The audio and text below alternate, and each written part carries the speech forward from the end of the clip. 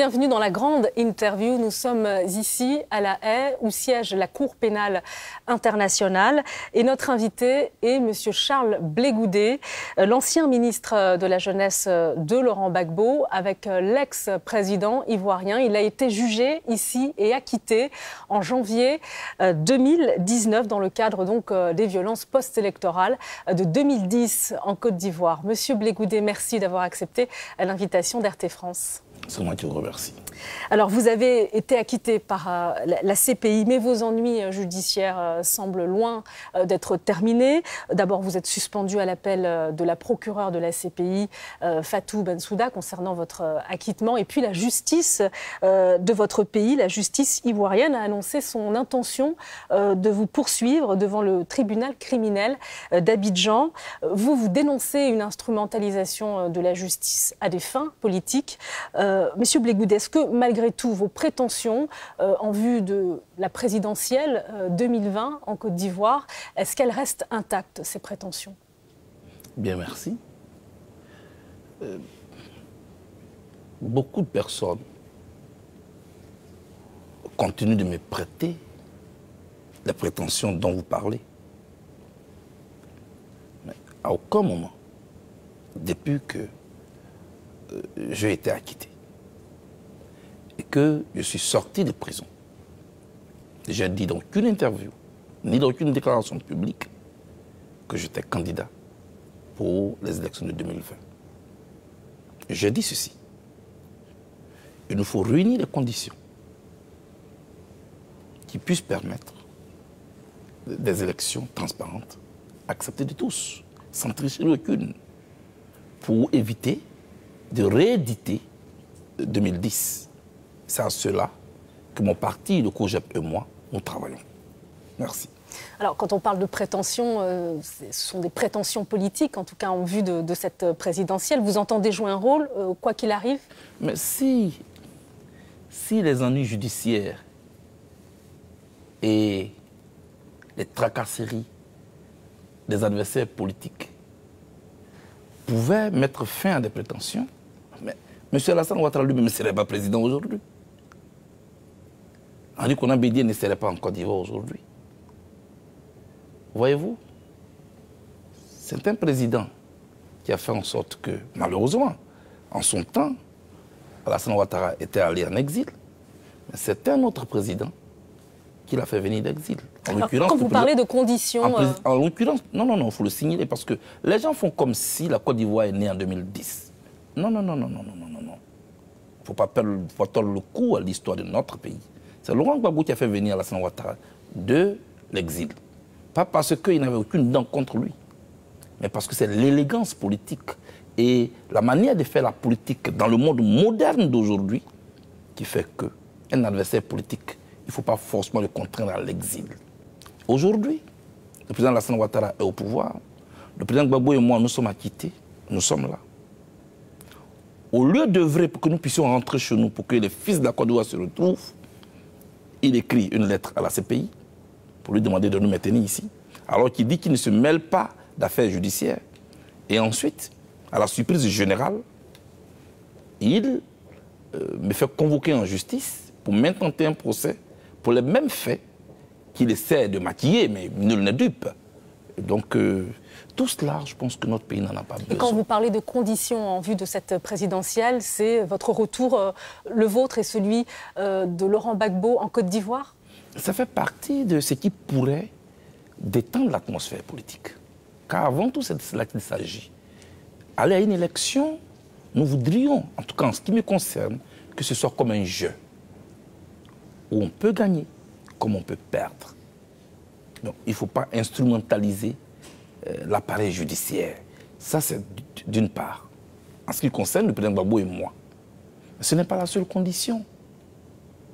La commission électorale elle-même, elle est sujette à discussion et à contestation. Madame, quand le président Ouattara... C'était déjà le cas lorsque vous étiez aux affaires avant l'élection de 2010. Et c'est ce qui me désole, pour la plupart en Afrique. Quand on est dans l'opposition, on veut des règles transparentes, on veut une commission électorale, dit-on, qui ne doit pas être sous le contrôle des proches de celui qui est au pouvoir. Et une fois qu'on est au pouvoir, on veut truffer cette commission-là de ses propres amis. Pour revenir justement à la justice ivoirienne, ce qu'elle vous reproche finalement n'a rien à voir avec les faits exposés à la CPI. Cette fois, il s'agit de faits commis dans les barrages d'autodéfense dans le courant de l'année 2010 et 2011. Mais madame, moi je vous arrête. Oui, juste non, je non, termine. Non, moi je vais vous arrêter. Je vais vous permettre de répondre justement à ces accusations pour clarifier la situation. Je vous laisse continuer. Je vous laisse, voilà, juste pour nos téléspectateurs. Voici ce que l'on vous reproche: torture, homicide volontaire, viol, traitement inhumain, atteinte à l'intégrité physique, assassinat, attentat à la pudeur, complicité de crime. Vous pouvez vous exprimer sur ces allégations, puisque ça ne concerne pas celles émises par la CPI. Que répondez-vous à ces accusations? Je réponds simplement que vous venez de lire là les chefs d'accusation qui m'ont conduit ici. C'est tout ce que j'ai à vous dire. Vous venez exactement. Ici à la CPI, on a parlé des barrages, oui ou non? Pour ceux qui ont suivi le procès, vous pouvez demander aux téléspectateurs. Vous parlez exactement de ce pourquoi j'étais ici.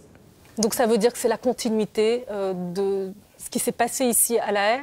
Non, non, non, non, non. Il n'y a pas de continuité quand un individu est acquitté. Après un procès de 5 ans et demi qu'il a subi devant le monde entier, voyez-vous, quand on m'emmenait ici, on pensait me faire du mal. Et voilà ce qu'on disait exactement, et je cite, le 21 mars 2014, quand j'étais dans cette salle d'audience, dont le seul public était composé de militaires. Ce jour où même pour avoir accès à moi, ma femme a été battue.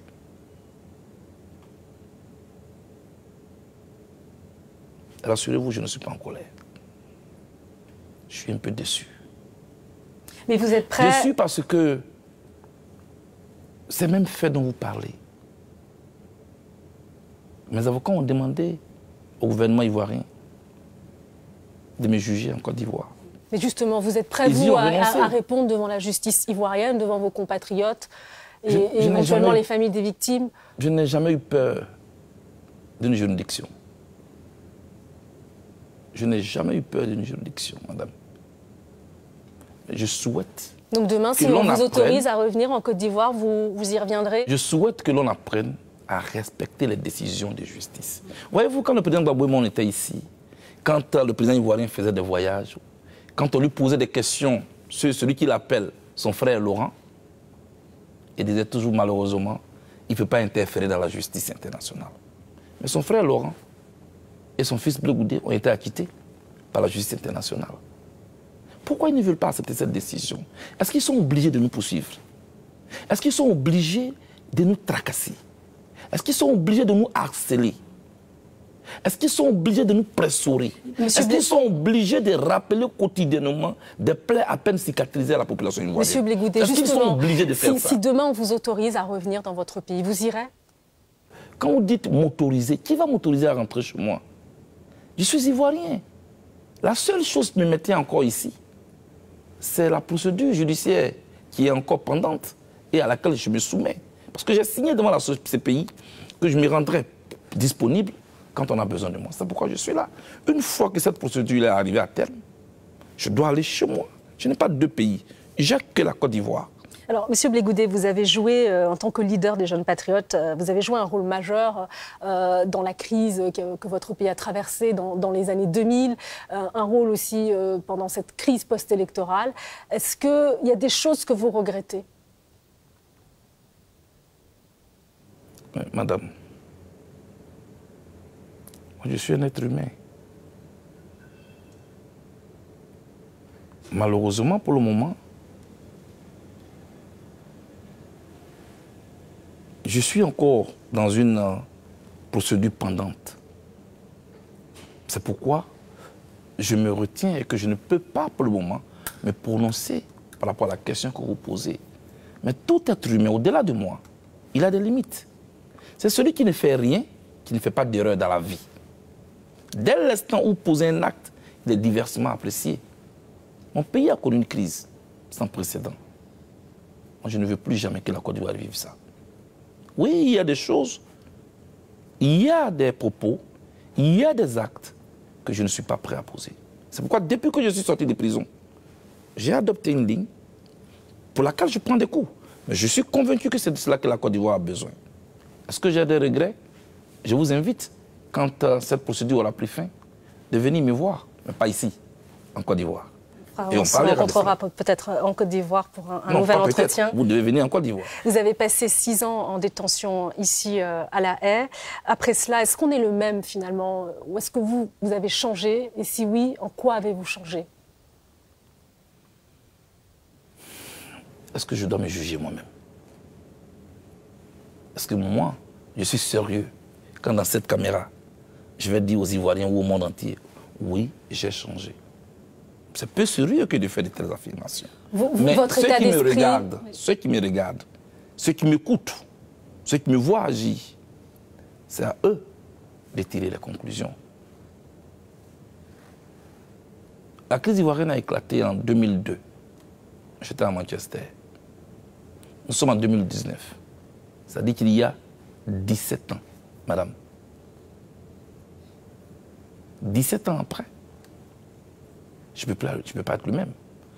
Après avoir traversé l'exil au Ghana, après avoir passé 14 mois en détention à la DST, et puis 5 ans et demi ici à La Haye, je ne peux pas sortir de cette piscine judiciaire sans être mouillé. Forcément, quand on sort d'une prison, on n'entre jamais comme on ne sort jamais comme on y est entré. Oui, madame, beaucoup de choses ont changé en moi. Je n'ai plus le même regard que ces camarades sur des faits. Je n'ai plus la même appréhension sur certaines situations. Je n'ai plus la même réaction sur certaines situations. Et beaucoup sont souvent étonnés. Parce que j'ai traversé une situation où j'ai eu beaucoup de temps pour réfléchir. Mais quand je dis beaucoup de temps, c'est vraiment beaucoup de temps. Quand on vous met dans une cellule pendant 14 mois, sans visite, et que la porte est hermétiquement fermée 24 heures sur 24 pendant 14 mois, on pensait me faire du mal. Mais moi, j'ai eu tout le temps pour réfléchir. Oui, je ne vois plus la vie de la même manière que quand j'étais entré en prison. Vous êtes libre, mais vous ne pouvez pas quitter La Haye, vous l'avez expliqué, parce que vous bénéficiez d'une liberté sous condition dans l'attente justement de l'examen d'un appel de la procureure de la CPI, Fatou Bensouda. Comment est-ce que vous vivez cette situation? En tout cas, mieux que quand j'étais en prison. C'est vrai que je veux aller chez moi, mais entre notre vouloir et ce que les circonstances de l'histoire et nos responsabilités historiques nous imposent, en général, il n'y a pas de choix. Donc, je ne veux pas donner des ordres à la vie. Je me soumets, je cède m'organiser. Et ici, je vis cette liberté sous condition en faisant des interviews pour faire diffuser mes idées, pour partager mes idées avec les autres et mes concitoyens qui ne peuvent pas avoir accès à moi. Je reçois aussi ceux qui viennent à moi, des Ivoiriens, des groupes de communautés, des autorités, qui viennent me voir pour qu'on échange sur l'avenir de mon pays. Je reçois le soutien des Ivoiriens, à qui je voulais dire ici merci, ou des Africains qui viennent me voir, à qui je voulais dire ici merci. Voilà comment je passe mes journées. Pour une partie de vos détracteurs, en tout cas cet acquittement, c'est le triomphe un peu de l'impunité, vu de leur point de vue. Est-ce que vous êtes serein vis-à-vis de votre sécurité personnelle? D'abord, ceux qui estiment que notre acquittement est le triomphe de l'impunité, je leur laisse l'entière de la responsabilité de leurs propos. Moi, je respecte les décisions de justice. Rendre la justice ne veut pas dire forcément condamner. Rendre la justice, c'est inventorier les faits. Et à la fin, après avoir confronté les positions de ceux qui poursuivent et ceux qui sont poursuivis, les juges, ils décident. D'accord? Et donc, je leur laisse l'entière responsabilité de leurs propos.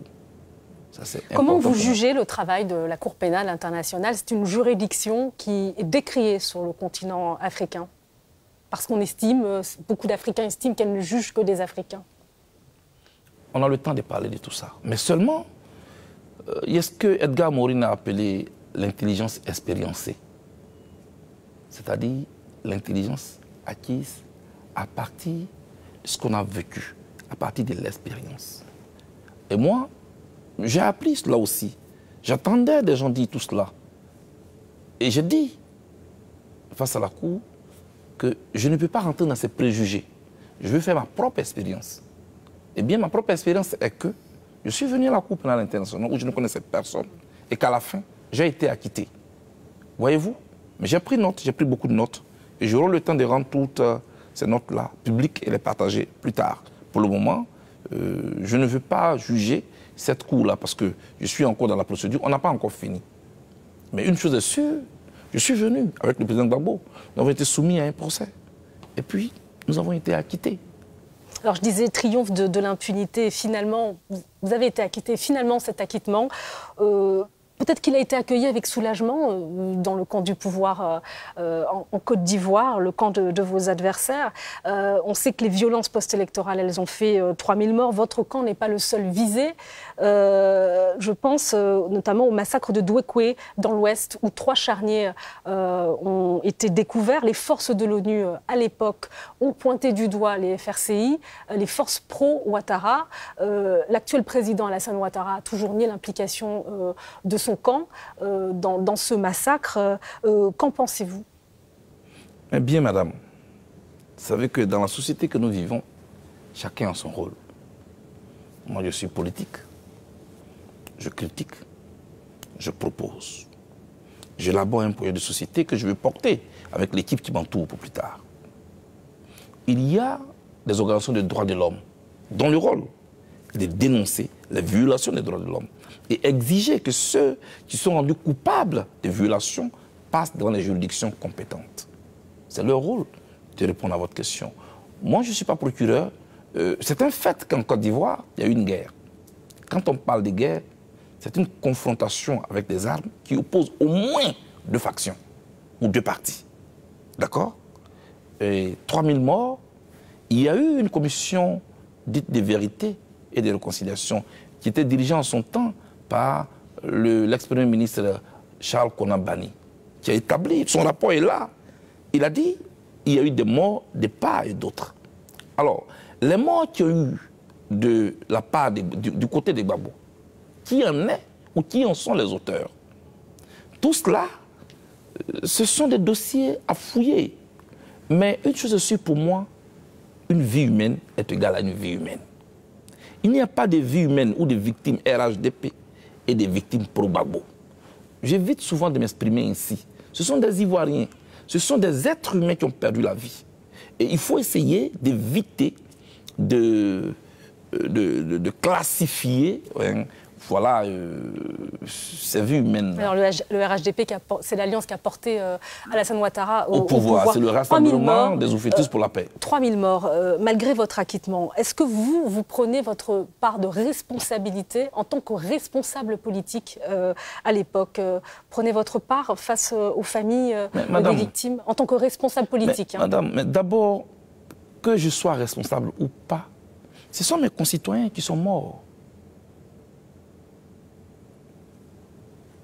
Un mort n'a pas d'appartenance politique. C'est un mort. C'est une vie qui a été arrachée. Il faut s'incliner devant ces victimes. Faire en sorte qu'il y ait une réparation morale, d'abord. Ensuite, les aider à se réhabiliter et à être réintégrés dans la société. Mais il faut que cela se fasse de manière institutionnelle et non de manière instrumentalisée. Madame, alors, pour moi, il faut éviter de stigmatiser. Il faut éviter de classifier. Tous cela sont des Ivoiriens qui sont morts. Il faut s'incliner devant leur dépouille et faire en sorte que cela... Maintenant, bon, j'ai fait 5 ans et demi ici. J'ai fait 14 mois en prison en Côte d'Ivoire. J'ai subi un procès, madame. On ne peut pas dire que je n'ai pas payé. J'ai payé de ma vie. J'ai payé de mon temps. J'ai payé de mon corps. J'ai payé. Alors, un mot sur l'atmosphère politique en Côte d'Ivoire, puisqu'il y a des divisions aujourd'hui au sein de cette alliance qui a porté Alassane Ouattara au pouvoir. Guillaume Soro, votre ex-compagnon de jeunesse, il affiche, lui, ses ambitions pour la présidentielle de 2020. Il a un peu rompu, justement, avec cette alliance. Il a rejoint l'ex-président Henri Konan Bédié, qui, lui, est issu de la formation du père de l'indépendance, Félix Houphouët-Boigny, issu du PDCI. Guillaume Soro, aujourd'hui, c'est votre rival ou c'est un ami aujourd'hui? j'ai toujours fait la différence entre l'amitié que j'ai avec des camarades de lutte, avec qui j'ai partagé un passé que j'assume. J'ai établi la frontière entre cette amitié-là et mes convictions politiques. Mes convictions sont connues de tous. La rue avec les menus, c'est daté, c'est acté. Mais c'est un ami ou un rival, Guillaume Soro? J'arrive. C'est un ami. Mais est-ce que c'est un rival? Ça, c'est une autre question. Pour le moment, moi, je ne suis candidat à rien. Je pense que ses rivaux sont plutôt ceux à qui il sera opposé demain, lors de la présidentielle de 2020, pour laquelle il s'est déjà déclaré candidat. En tout cas, je ne fais pas partie de ceux avec qui il va faire la compétition en 2020. Voyez-vous? Donc, je ne veux pas précipiter les choses. Voilà ce que je voulais vous dire. Est-ce que vous êtes prêt à une alliance avec Guillaume Soro? Ah non, non, non, non, on n'en est pas encore là. On n'en est pas encore là. Vous parlez de réconciliation, de paix, ou vous parlez d'alliance politique. Et nous avons accepté de rencontrer Guillaume Soro, pas pour faire un rapprochement politique, pour parler des problèmes de la Côte d'Ivoire, pour voir comment est-ce que l'un et l'autre peuvent participer à la réconciliation nationale. Seulement, pour nous, la réconciliation passe par la case vérité, repentance, pour que le pardon ait un sens. Voilà, donc il faut bien qu'on se rencontre pour parler. Est-ce que vous pensez que vos compatriotes vont adhérer à cette initiative, ce dialogue que vous allez donc entamer avec l'ennemi d'hier, Guillaume Soro, ami aujourd'hui? Quand tous les partis politiques en Côte d'Ivoire, en tout cas, parlent de réconciliation, il y en a qui sont en ce moment en tournée pour parler de réconciliation. Donc je suppose que nous tous, nous sommes d'accord pour parler de réconciliation. Le seul problème, c'est quel contenu on donne à cela. Pour moi, quand on se réconcilie, ce n'est pas avec ses propres partisans. C'est seulement avec celui avec qui on est en conflit qu'on se réconcilie. C'est avec lui qu'on doit parler. Mais est-ce que c'est Guillaume Soro et moi qui étions opposés en tant qu'individu? Ou bien on doit tenir compte des victimes et de ceux qui ont été meurtris dans leur chair en Côte d'Ivoire? Ceux qui hier étaient des tuteurs et qui aujourd'hui sont des sous-couverts. C'est de tout cela qu'il faut parler. Et c'est ça que je vais parler avec Guillaume Soro. On ne vient pas boire un verre de thé, on ne vient pas parler des candidatures. On vient parler de la Côte d'Ivoire. Comment faire pour que tous les Ivoiriens se retrouvent et qu'on ne voit pas que ce sont deux amis qui se sont retrouvés pour boire du sirop. Non, ce n'est pas de cela qu'il s'agit. Il s'agit de parler des plaies. Durant des années, en fait, votre principale arme, c'était, et celle de Laurent Gbagbo, c'était votre indéniable capacité à haranguer les foules, la jeunesse ivoirienne, puisque vous étiez le leader des jeunes patriotes. Vous souteniez donc le Front populaire ivoirien de Laurent Gbagbo. Est-ce que ce pouvoir, il est resté intact, Charles Blé Goudé? Rien n'est intact. Tout est dynamique. Tout est mouvement. Est-ce que ce pouvoir a diminué?